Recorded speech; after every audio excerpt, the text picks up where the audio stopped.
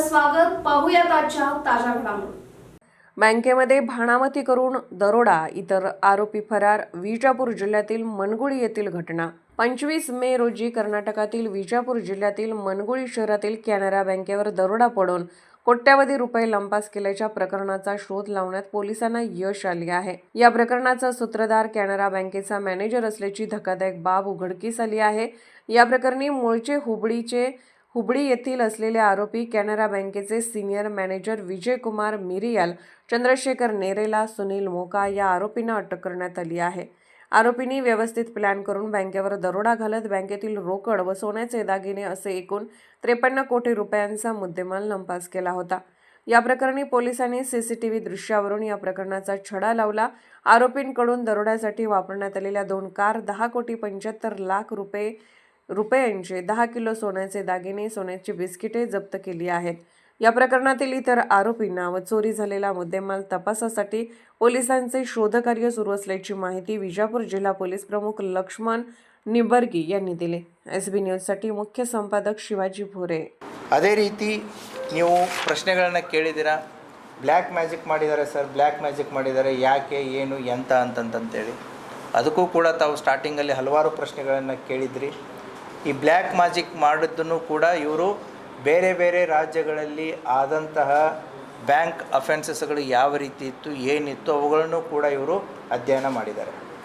So Tamil Nadu ಮತ್ತು ಕೇರಳಗಳಲ್ಲಿ black magic ಮಾಡಿ ಬ್ಯಾಂಕ್ಗಳನ್ನು ಕಳ್ಳತನ ಮಾಡಿರುವಂಥ ಹಲವಾರು ಘಟನೆಗಳನ್ನು ಇವರು ನೋಡಿಬಿಟ್ಟು ಅಲ್ಲಿ ಬ್ಲ್ಯಾಕ್ ಮ್ಯಾಜಿಕ್ಕನ್ನು ಮಾಡಿ ಕುಂಕುಮ, ಅರಿಶಿನ, ಕರ್ಪೂರ, ಊದಿನ ಕಡ್ಡಿ ಏನೇನು ಬೇಕು ಎಲ್ಲ ಬ್ಯಾಂಕ್ ತುಂಬ ಎಲ್ಲ ಮಾಡಿ ಸೊ ದ್ಯಾಟ್ ಪೊಲೀಸರ ಅಟೆನ್ಷನನ್ನು ಡೈವರ್ಟ್ ಮಾಡೋದಕ್ಕೆ.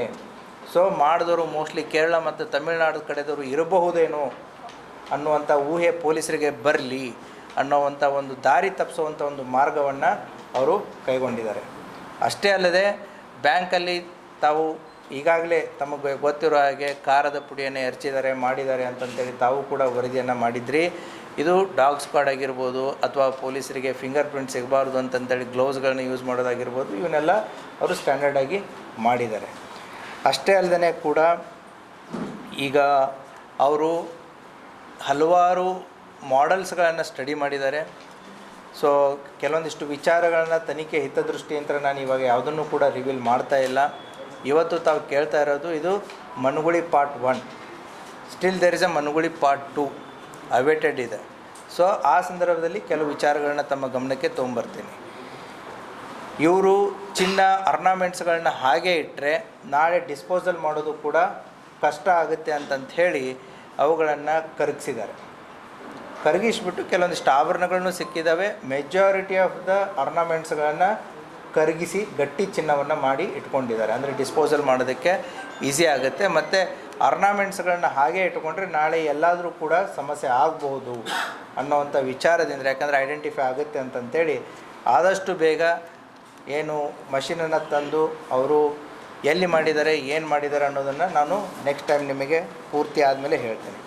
ಸೊ ಈ ರೀತಿ ಎಲ್ಲ ರೀತಿಯಂಥ ಪ್ಲ್ಯಾನ್ಸ್ಗಳನ್ನ ಮಾಡಿಕೊಂಡು ಪೊಲೀಸ್ ಇಲಾಖೆಗೆ ನಾವು ಕಣ್ಣಿಗೆ ಮಣ್ಣೆರಚಿ ನಾವು ತಪ್ಪಿಸ್ಕೊಳ್ಬೋದು ಅನ್ನೋವಂಥ ಒಂದು ಮಹಾದಾಸೆಯಂತ್ರ ಈ ಎಲ್ಲ ಪ್ಲ್ಯಾನ್ಸ್ಗಳನ್ನು ಮಾಡಿ ಅವರು ಮಾಡಿದರು. ಆದರೆ ಪೊಲೀಸ್ ಇಲಾಖೆ ನಮ್ಮ ಏನು ವಿಜಯಪುರ ಜಿಲ್ಲಾ ಪೊಲೀಸ್ ಇದೆ, ಇದು ಕೇವಲ ಮನುಗುಳಿ ಪ್ರಕರಣ ಅಲ್ಲ, ಇದು ಇಡೀ ಜಿಲ್ಲೆಯ ಪೊಲೀಸ್ ಪ್ರಕರಣ ಅಂತಂತ ಹೇಳಿ ಇಡೀ ಜಿಲ್ಲೆಯ ಎಲ್ಲ ಅಡಿಷ್ನಲ್ SP ಇಬ್ಬರು ಆಗಿರ್ಬೋದು, ನಮ್ಮ ಎಲ್ಲ 5 DYSPಗಳಾಗಿರ್ಬೋದು ಮತ್ತು ಜಿಲ್ಲೆಯ ಎಲ್ಲ ಇನ್ಸ್ಪೆಕ್ಟ್ರು, PSI ಅವರ ಜೊತೆಗೆ ನಮ್ಮ ಎಲ್ಲ ಸಿಬ್ಬಂದಿ ವರ್ಗದವರು ಕಳೆದ 1 ತಿಂಗಳಿಂದ ಹಗಲು ರಾತ್ರಿ ಇದನ್ನು ಶ್ರಮಿಸಿ ಇದು ಯಾವುದೇ ಕಾರಣಕ್ಕೂ ನಾವು ಬಿಡಲೇಬಾರ್ದು ಅನ್ನೋವಂಥ ಒಂದು ಹಠದಿಂದ ಇದೊಂದು ಪ್ರಯತ್ನ ಮಾಡಿದ್ದಾರೆ. ಅವರ ಪ್ರಯತ್ನದ ಫಲವಾಗಿ ಇವತ್ತು ಆರೋಪಿಗಳು ಪತ್ತೆ ಆಗಿದ್ದಾರೆ. ಮತ್ತು ಈ ಪ್ರಕರಣದಲ್ಲಿ ಇನ್ನೂ ಸಾಕಷ್ಟು ಕೆಲಸಗಳು ಬಾಕಿ ಇದೆ.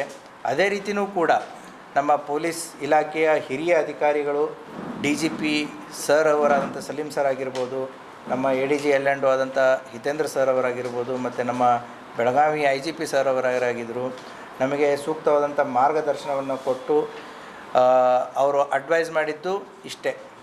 ಇದು ಅಮೌಂಟನ್ನು ಕೇಳ್ಪಟ್ಟು ಶಾಕ್ ಆಗಿರೋದು.